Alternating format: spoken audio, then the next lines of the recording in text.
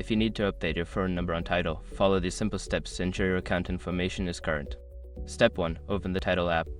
Launch the Tidal app on your mobile device or access the Tidal website on your computer. Make sure you are logged into your account. Step 2. Go to Account Settings. Navigate to your account settings. This can usually be found by tapping on your profile icon or the settings key icon in the Apple website. Step 3. Select Profile or Account. In the Account Settings menu, look for an option labeled Profile or Account. Click on it to access your personal information. Step 4. Update phone number. Find the section for your phone number.